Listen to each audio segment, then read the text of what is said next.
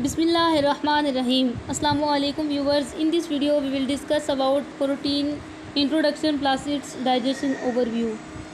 So protein से हम well aware हैं. प्रोटीन्स क्या होती हैं? बेसिकली ये सीक्वेंस होता है अमाइनो एसिड्स का. अमाइनो एसिड्स स्पेसिफिक एक सीक्वेंस में अरेंज होती हैं और कुछ जो अमाइनो एसिड्स होती हैं वो 20 हमारे पास अमाइनो एसिड्स हैं और 20 में से जो 9 है वो असेंशियल अमाइनो एसिड्स होती हैं. असेंशियल्स मीन्स दैट कि ये जो अमाइनो एसिड्स होते हैं ये हमारी बॉडी प्रिपेयर नहीं करती, हमें ये बाहर से थ्रू डाइट लेने पड़ते हैं. इसके अलावा जो नॉन असेंशियल अमाइनो एसिड्स होते हैं इनकी तादाद जो है वो 11 है और कुछ जो होता है वो कंडीशनली जो असेंशियल अमाइनो एसिड्स होते हैं जिसमें जो होता है वो 4 अमाइनो एसिड्स होते हैं, आर्जिनिन, सिस्टीन और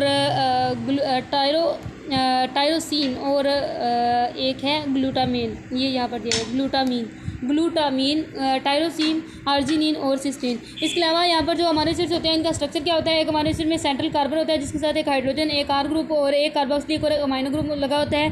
जो इसमें यूनिकनेस होती है वो इसकी आर ग्रुप की वजह से होती है. आर जो होता है वो कोई भी अल्काइल ग्रुप हो सकता है, हाइड्रोजन भी हो सकता है. अगर यहाँ पर हाइड्रोजन यही एज आर ग्रुप होगा तो इसको हम ग्लाइसिन कहते हैं. अगर यहाँ पर आर जो होगा वो फिनाइल होगा तो वो फिनाइल एलानिन हो जाएगा. यहाँ पर जिस तरह से ये आर्जिनिन है तो यहाँ पर हाइड्रोजन ही एज आर ग्रुप है और यहाँ पर जो है वो डिफरेंट भी हो सकता है. और इसका जो यूनिकनेस है वो इसकी स्ट्रक्चर को किस तरह से इसमें इसका स्ट्रक्चर जो होता है वो size, shape, composition, electric charge और पीएच होते हैं उसकी डिफरेंट हो सकती है अमाइनो एसिड्स की on the basis of the unique R group.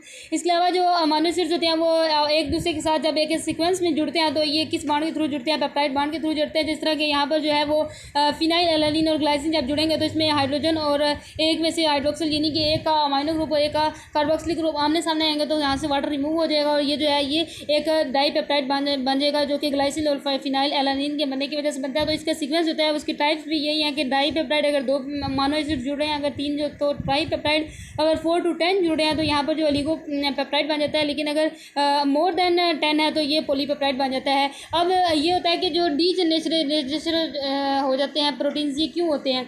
Basically जब सीक्वेंस की बात करते हैं तो हमें पता है कि हर जो प्रोटीन है उसका एक सीक्वेंस जो होता है वो होता है और स्पेशल जो फोर्सेस होते हैं उन्होंने बाइंड किया होता है. लेकिन जब हम कोई भी अल्कोहल या फिर एसिड, बेस, हीट या फिर एजिटेशन प्रोसेस यूज़ करते हैं तो इससे प्रोटीन्स होते हैं इनमें डीनेचुरेशन हो जाती है. डीनेचुरेशन का मतलब है कि इनमें जो फोर्सेस होते हैं जिन्होंने इसे बाइंड किया होता है वो एज अ रिजल्ट क्या होती हैं? वो वीक हो जाती हैं. वीक होने की बजाय अगर हम वर्ड यूज़ करें कि वो जो होती हैं उसकी उनकी फोर्सेस के ऊपर एक्ट करती हैं और जो वो फोर्सेस होती हैं उसकी वजह से उनकी शेप जो होती है वो डिस्टॉर्ट हो जाती है या डिसरुप्ट हो जाती है. और जैसे शेप चेंज हो जाती है तो उसका स्ट्रक्चर जिस तरह की ये देखिए ये एक स्ट्रक्चर है तो जब इसकी हमने हीट किया तो ये स्ट्रक्चर इसका चेंज हो गया तो इसकी ये डीनेचुरेशन हो जाती है. इसके अलावा जो हमारी बॉडी है इसमें जो प्रोटीन होते हैं वो स्टमक में मौजूद जो एसिड है HCl उससे जब इन कॉन्टैक्ट आता है तो वहाँ पर भी इसकी डीनेचुरेशन हो जाती है. मीन्स दैट कि वहाँ पर भी जो है ये इनके ऐसे उनकी जो फोर्सेस जिन्होंने उसे बाइंड किया उसके ऊपर अटैक करता है तो इसकी वजह से जो शेप है वो चेंज हो जाती है और इसको हम कहते हैं डीनेचुरेशन हो जाती है. और ये स्टमक के अंदर हो जाती है. इसके अलावा ये जो होता है जो डिफरेंट जिस तरह के एग है ये प्रोटीन है तो उसको हम हीट करते हैं तो उसकी बेसिकली जब उसको कुक करते हैं तो वो जो प्रोटीन है वो डीनेचर हो जाती है. इसके अलावा वाइपिंग, हीटिंग, एजिटेशन, डाइजेशन ये जो प्रोसेस होते हैं इसके थ्रू जो होते हैं ये भी डीनेचुरेशन हो जाती है प्रोटीन्स की. ऊपर केमिकल्स बताए हैं और नीचे जो अगर हम नेचुरल कुकिंग या वाइपिंग या फिर एसिड एडिंग और स्टमक में किस तरह से होगी. इसके अलावा प्रोटीन के मेजर फंक्शन क्या है? प्रोटीन्स होती हैं इसकी सबसे पहले इसका याद रखना है कि स्ट्रक्चरल फंक्शन होता है, एंजाइम, हार्मोन ये दोनों मिलते जुलते हैं. इसके अलावा इम्यून जो बैलेंस है वो करता है, इम्यून बैलेंस या फिर इम्यून रिस्पॉन्स करने के लिए ये 3 बैलेंस याद करने के, immune balance, fluid balance, acid base balance के लिए यूज़ होता है. इसके अलावा ये 2 और मिलते जुलते हैं जिनमें है कि ये एनर्जी के तौर पर एक्ट करता है और ट्रांसपोर्ट यानी कि ट्रांसपोर्ट करे हो कि एज अ ट्रांसपोर्टर एक्ट करता है. इसके अलावा ये एनर्जी प्रोवाइडर के तौर पर ही एक्ट करता है. इन मीन्स दैट कि इसमें टोटल 8 हैं जिसमें पहले 3 मिलते हैं, फिर 3 मिलते हैं और फिर 2 फंक्शन जो है वो मिलते जुलते हैं. जिसमें सबसे पहला फंक्शन है स्ट्रक्चरल फंक्शन. स्ट्रक्चरल फंक्शन में किस तरह प्रोटीन एक्ट करती है? कोलेजन जो होता है ये बेसिकली मौजूद होता है जो कि मैमल्स में मौजूद होता है और ये स्किन और जो मौजूद स्किन और बोन्स जो होती हैं इनको स्ट्रेंथ करने के लिए यूज़ होता है. और केराटिन जो होता है ये नेल्स और हेयर्स में मौजूद होता है, ये स्ट्रक्चर बनाने के लिए यूज़ होता है. ये स्ट्रक्चरल प्रोटीन होती हैं. इसके अलावा यहाँ पर जो है ये वोवन फाइबर शो करवाए हुए हैं। इसके अलावा मैंने कहा था हार्मोन्स और इंजाइम्स होते हैं, बेसिकली हमने पढ़ा हुआ है एक लाइन के ऑल इंजाइम्स आर प्रोटीन्स। तो ये बेसिकली जो इंजाइम्स होते हैं उनका काम क्या होता है, ये रिएक्शन में हिस्सा लेते हैं लेकिन ये यूज़ नहीं होते हैं। तो जो इंजाइम्स होते हैं बेसिकली प्रोटीन्स ही होते हैं जो कि जिसमें डिफरेंट जो फंक्शन होते हैं वो काम कर रहे होते हैं, जिसमें डाइजेशन आती है या फिर न्यूट्रिएंट से एनर्जी निकालने के लिए या डिफरेंट या टिश्यूज़ या सेल्स को फॉर्मेशन के लिए जो रिएक्शन हो रही है इसको ट्रिगर करने के लिए। जिस तरह की ये आया है ना, ये एंजाइम पड़ा हुआ है यहाँ पर, और ये जो है ये यहाँ पर दो कंपाउंड आए हैं, ये दोनों मिले हैं यहाँ पर एंजाइम के साथ, एंजाइम वैसे ही रहा है और ये कंपाउंड एक बन गया है। इसके अलावा ये फंक्शन कर रहे थे हार्मोन क्या ऐसी चीज़ें होती हैं जो कि बॉडी की एक साइड पे बनते हैं और दूसरी साइड पे उसका वर्क होता है, means that they are made at one side and they will be utilise at the other side. जिस तरह के एंटी डायरेटिक हार्मोन्स हैं, इंसुलिन है, ग्लूकागोन है, इसकी एग्जाम्पल आ जाती है। और इसके अलावा आगे मैंने कहा था कि ये तीन जो है बैलेंस है, एक इम्यून बैलेंस के तौर पर एसिड बेस बैलेंस और फ्लूइड बैलेंस। जो इम्यून बैलेंस है वो किस तरह से करते हैं, जो इम्यून रिस्पांस होता है वो बेसिकली क्या होता है, इम्यून रिस्पांस होता है कि जब भी कोई ऐसे स्टेप्स, नंबर ऑफ स्टेप्स जो हमारी बॉडी लेती है, जब भी कोई इन्वेडर अटैक करता है तो जो ब्लड की प्लाज्मा प्रोटीन्स होती हैं वही बेसिकली एंटीबॉडीज़ होती हैं जो कि इन्वेडर्स के अगेंस्ट एक्ट करती है। जब भी कोई एक दफ़ा एंटीबॉडीज़ हमारे जिस्म में प्रोड्यूस हो जाती है और जब वो दोबारा से एक्शन होता है इन्वेडर का, तो जो बॉडी की तरफ से रिस्पांस होता है वो बहुत क्विक होता है, मीन्स दैट एंटीबॉडीज़ पहले से प्रेजेंट होती हैं।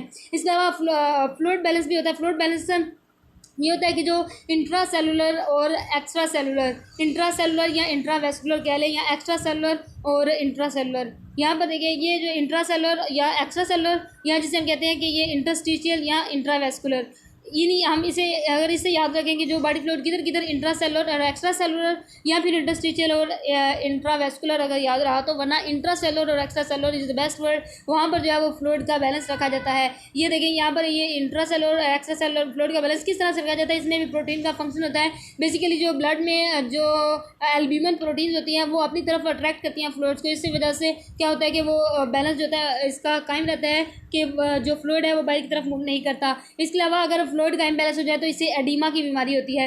एसिड बेस बैलेंस भी रखती है। एसिड बेस बैलेंस इस तरह से रखती है कि अगर हमारे पास एसिड बेस बैलेंस ना हो, यानी कि बहुत ज़्यादा एसिडिटी चली जाए या बहुत ज़्यादा बेसिसिटी चली जाए, तो एल्कलोसिस और एसिडोसिस जो कि बहुत ही ज़्यादा ख़तरनाक जो बीमारियाँ वो हो जाती हैं। लेकिन अगर हमारे पास बॉडी में प्रोटीन मौजूद होती है नेचुरली, जो कि अगर ज़्यादा एसिडिटी की तरफ जा रही है तो उससे हाइड्रोजन पिक कर लेंगे, मीन्स कि उसकी एसिडिटी को कम कर देगी। अगर ज़्यादा एल्कलोसिस हो रही है तो यहाँ पर हाइड्रोजन को डोनेट करेगी ताकि वो बॉडी में एसिड बेस बैलेंस कायम करे। ये प्रोटीन का फंक्शन होता है।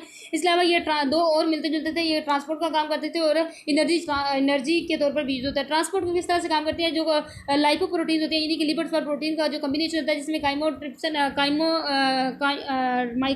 काइमो और माइक्रोन्स, जिसमें आ जाता है हाई डेंसिटी लाइपोप्रोटीन्स और लो डेंसिटी लाइपोप्रोटीन्स। ये बेसिकली क्या होती हैं कि ये जो कोलेस्ट्रॉल होता है हमारे ब्लड में उसको ये लेती है और इसको लिवर की तरफ भेज देती है, और जो कि इसका लेवल होता है, यानी कि अगर वो कोलेस्ट्रॉल ब्लड में रहे तो वो हार्ट डिजीज़ काज कर सकता है। इस वजह से ये जो है हार्ट डिजीज़ को कम करती है। तो इसका ये ट्रांसपोर्ट का काम कर देते हैं लाइपोप्रोटीन्स और हाई डेंसिटी लाइपोप्रोटीन्स और लो डेंसिटी लाइपोप्रोटीन्स, जिसमें काइमो माइक्रोन्स भी आ जाता है। लाइपोप्रोटीन्स इस तरह जो है वो ट्रांसपोर्ट का काम करते हैं। इसके अलावा जो एल्ब्यूमिन है वो भी ट्रांसपोर्ट का काम करते हैं। वो किसको, मिनरल जिस तरह की कैल्शियम, जिंक, इसके अलावा विटामिन B6 जो है इसको ये ट्रांसफर कर लेती है। इसके अलावा जो ट्रांसफरिन है वो हीमोग्लोबिन जो होती है वो बेसिकली आयरन कंसिस्टिंग एक प्रोटीन होती है, लेकिन वो ऑक्सीजन को ट्रांसफर करती है, और ट्रांसफरिन जो होती है वो आयरन को ट्रांसफर करती है।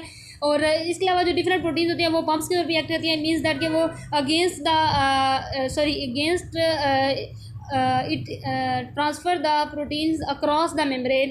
और जो एनर्जी सोर्स के तौर पर ये किस तरह से एक्ट करते हैं, जो डिफरेंट एनर्जी सोर्स है जिस तरह की ग्लूकोज, अगर वहाँ से एनर्जी नहीं मिलती तो प्रोटीन्स जो होते हैं वो एनर्जी के तौर पर एक्ट करती है। किस तरह जो प्रोटीन होती हैं वो अमाइनो एसिड में कन्वर्ट हो जाती हैं, और अमाइनो एसिड जो होते हैं उनमें अमाइनो ग्रुप जो होता है वो उतर जाता है, वहाँ पर कार्बन, हाइड्रोजन और ऑक्सीजन जो बचते हैं उनको जो है वो मज़ीद कार्बन, हाइड्रोजन और या ऑक्सीजन जो होता है उनकी क्या की जाती है, रिमूवल कर लिया जाता है वहाँ से।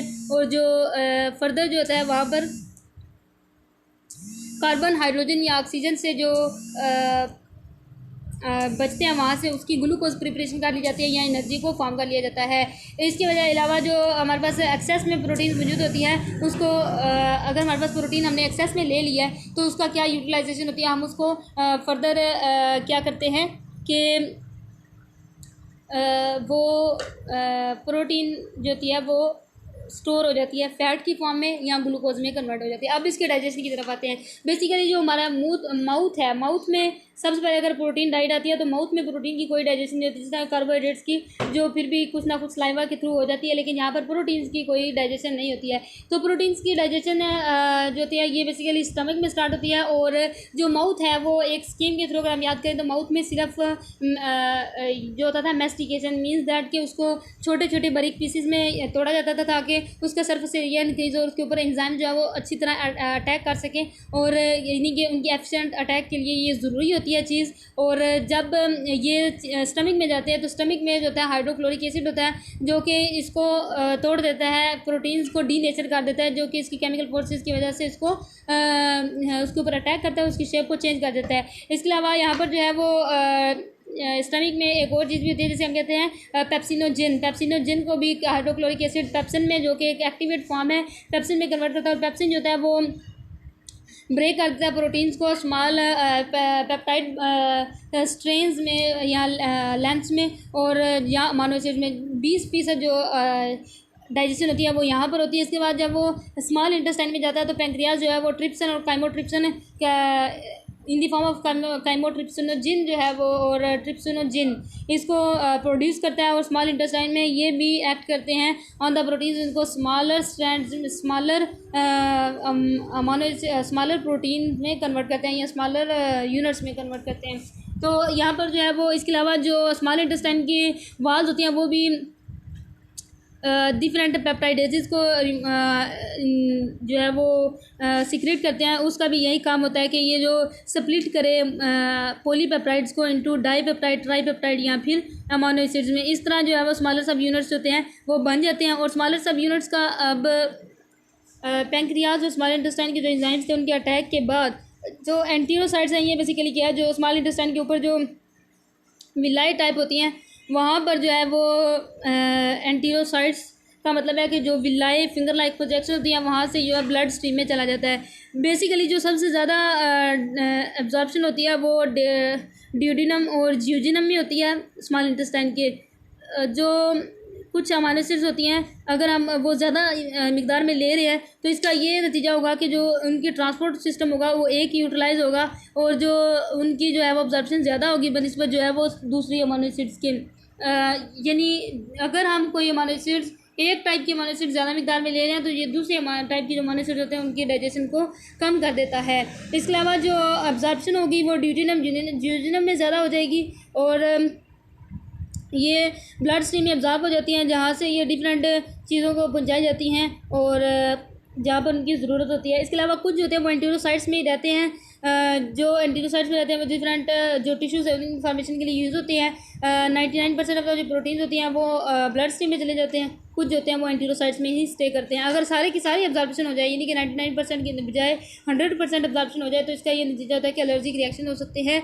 और जो अमीनो एसिड पूल है वो यहाँ पर अमीनो एसिड हम वक्त मौजूद रहते हैं। इसका ये फ़ायदा होता है कि जब भी हमारे जिस्म को कहीं भी बॉडी को ज़रूरत होती है अमीनो एसिड की तो वो वहाँ से यूटिलाइज़ कर लेता है। लेकिन अगर ये जो पूल है इसकी बात करें तो इसमें जो एक रिक्वायरमेंट है 300 ग्राम्स जो होती है ये यूटिलाइज होती है डेली बेसिस पर, जिनमें से 100 ग्राम जो होते हैं हम डाइट के थ्रू लेते हैं और 200 ग्राम जो होते हैं वो रिसाइकल होती है।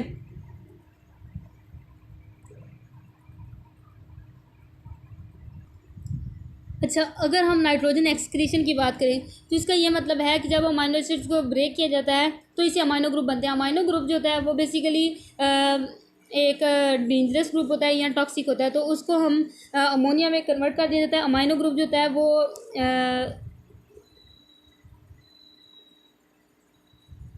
यहाँ पर जो है अमीनो एसिड्स जब ब्रेक होते हैं तो वो अमीनो ग्रुप देते हैं, और अमीनो ग्रुप जो होता है वो अमोनिया फॉर्मेशन के लिए यूज़ होता है। और अमोनिया आपको पता है कि ये टॉक्सिक होता है तो इसको हम सिक्रेट कर देते हैं। यहाँ से इसे लीवर में भेजा जाता है, लीवर में जो होता है इसे यूरिया में कन्वर्ट कर दिया जाता है। यूरिया जो होता है ये इसको किडनी की तरफ भेजता है और यहाँ से इसको फ़िल्टर कर लिया जाता है ब्लड से, और फाइनली जो है वो ब्लैडर की तरफ सेंड कर दिया जाता है। यानी कि अगर नाइट्रोजन एक्सक्रीशन की बात की जाए वो किस तरह से की जाती है, क्योंकि जो प्रोटीन्स होते हैं वो अमाइनो एसिड पर कंसिस्टेंट होते हैं और अमाइनो एसिड होते हैं उसमें नाइट्रोजन होती है, जो अमाइनो ग्रुप होता है वो अनस्टेबल होता है और उसको कन्वर्ट कर दिया जाता है अमोनिया में। अमोनिया जो होता है ये लीवर के पास जब जाता है तो यहाँ वहाँ पर यूरिया में कन्वर्ट हो जाता है, और यूरिया जो होता है बेसिकली यूरिया और वाटर बनते हैं, और यूरिया जो होता है वो किडनी में जाता है, वहाँ पर से उसे ब्लड से फिल्टर कर लिया जाता है, और ब्लड से फिल्ट्रेशन का नतीजा होता है कि उसको फाइनली ब्लैडर की तरफ एक्सक्रीट कर दिया जाता है। और इसके अलावा जो नाइट्रोजन है वो डिफरेंट तरीक़ों से जो है वो रिमूव हो सकती है, जिस तरह के नेल्स, हेयर्स, स्किन, जो गैस्ट्रोइंटेस्टाइनल म्यूकस सेल्स हैं वहाँ से रिमूव हो सकता है। इसके अलावा जो बॉडी फ्लूइड्स हैं जिस तरह के स्वेट वगैरह उधर से भी नाइट्रोजन का रिमूवल हो सकता है। जो एक नॉर्मल बॉडी है उसे 0.8 ग्राम पर केजी पर डे चाहिए। जिस तरह कि अगर किसी का 62 ग्राम है, 62 किलोग्राम है मैस, तो उसे 62 ग्राम, लेट्स सपोज कि उसे 62 ग्राम या 58 ग्राम पर केजी, 58 ग्राम चाहिए डाइट में रोज़ाना। यानी कि अगर हम कहें कि एक अडल्ट के लिए कितनी ज़रूरत है तो ये 0.8 ग्राम पर केजी पर डे चाहिए। और अगर एक एंड्योरेंस एथलीट है तो इसके लिए 1.2 से 1.4 ग्राम पर केजी पर डे, और अगर एक हैवी वेट ट्रेनर है तो इसके लिए 1.7 टू 1.8 ग्राम पर केजी पर डे चाहिए। प्रोटीन क्वालिटी का ये मतलब होता है कुछ प्रोटीन्स होती हैं वो हमें सारी की सारी एसेंशियल अमीनो एसिड्स दे देती हैं, लेकिन कुछ प्रोटीन्स होती हैं वो जिस तरह के प्लांट प्रोटीन्स होते हैं एक्सेप्ट सोया प्रोटीन्स, ये जो एनिमल प्रोटीन्स होती हैं वो हमें सारे एसेंशियल अमीनो एसिड देते हैं, लेकिन जो प्लांट प्रोटीन्स होती हैं वो सोया प्रोटीन के अलावा बाकी सारी जो प्रोटीन होती हैं वो इनकम्प्लीट होती हैं। जिस तरह के इसकी एग्जांपल ले लेते हैं, यहाँ पर जो लेग्यूम्स हैं यानी फलियाँ अगर हम खाते हैं तो इससे हमें आइसोल्यूसिन और लाइसिन तो मिल जाता है, लेकिन ट्रिप्टोफैन और मिथ्योनिन नहीं मिलता। तो इसके लिए हमें अगर हम ग्रेन साथ ले लेते हैं तो इसकी जो है वो सप्लीमेंट के तौर पर यानी कि जो कमी रह जाती है उसे पूरा कर देते हैं। अगर हम इनसफिशेंट प्रोटीन की बात करें तो ये बेसिकली इसको हम नाम देते हैं माल एब्जॉर्प्शन का, माल न्यूट्रिशन, PEN, यानी कि प्रोटीन एनर्जी माल न्यूट्रिशन। ये दुनिया में कहीं भी हो सकता है, लेकिन जो डेवलपिंग कंट्री है जिस तरह के मरासमस वहाँ पर क्या होता है बेसिकली जो पुअर लोग होते हैं जिनमें एड्स, कैंसर और माल एब्जॉर्प्शन के सिंड्रोम होते हैं तो वहाँ पर जो है ये ज़्यादा होती हैं। इसके अलावा जो एक्सेस प्रोटीन की तो इससे हमारे किडनी, हार्ट, ओबेसिटी हो सकती है, इसके अलावा डिजीज़ हो सकती हैं, और मिनरल्स की इंसफिशेंट होगा तो इसके अलावा कैंसर भी हो सकते हैं। ये बेसिकली एनिमल प्रोटीन्स की वजह से होता है। And that's all for today. Thank you for listening.